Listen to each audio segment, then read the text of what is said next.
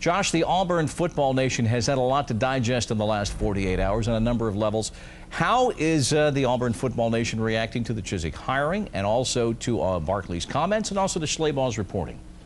I think it's as to be expected. At a certain point, everyone was angry. They felt let down by the process. But now, Gene Chizik is there, and they've slowly started kind of to turn and defend him and to defend against the comments of Barkley. And they've started to turn somewhat on Barkley. I think there's still a few rational people who understand what he was saying and have looked a little deeper at this thing and understand that there is a problem there. But for the majority of people now have really started to try to back the head coach as best they can. You're imputing that to back the head coach is irrational.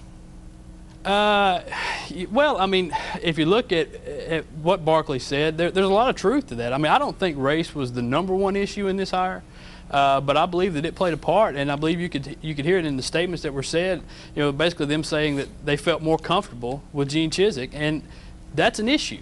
That's an issue that they have to face and own up to. Paul, I want to get your comment to this remark yesterday from Jay Jacobs. This was at the press conference when Chizik was introduced, and when asked what the best fit was and what the exact definition was, he said, "We wanted somebody who was a relentless recruiter, because it is the name of the game, a guy with unbelievable character and integrity, somebody who's been successful in the SEC, someone who has the respect and admiration of coaches in the Southeast, and someone who has an unmatched passion for Auburn football as well as his family." Is that the simple story there? No, of course not, Bob.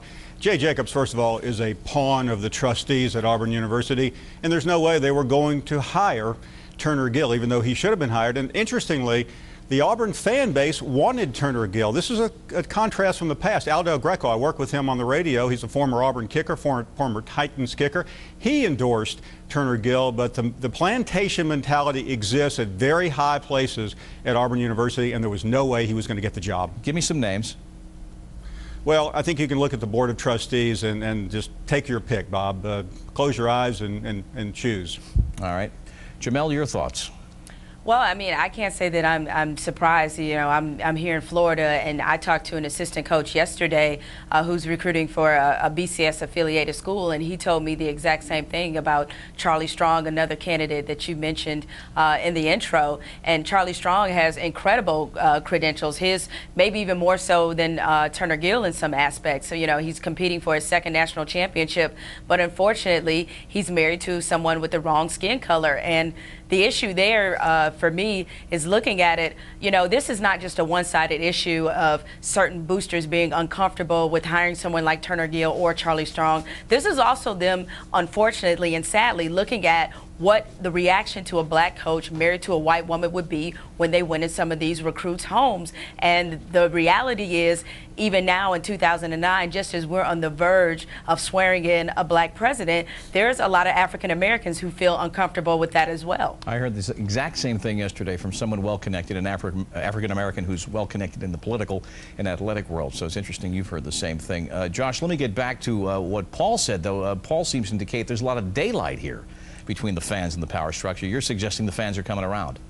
Well, yeah, I think they are now. Now, there's no denying what Paul said. The fans were backing Turner Gill almost at a 90% clip. Any poll that you saw on any website about who should be the Auburn next head coach, Turner Gill was the overwhelming favorite in all of those polls. So they didn't have an issue with it. Paul's right in the sense that this was the plantation mentality down there. But again, I don't think it's solely based on race, this decision was. It's more about power. And they felt they would have more power. The certain number of boosters there and the power players at Auburn felt they would have more power giving this job to Gene Chizik than they would if they gave it to Turner Gill. Paul, I saw you nodding in agreement.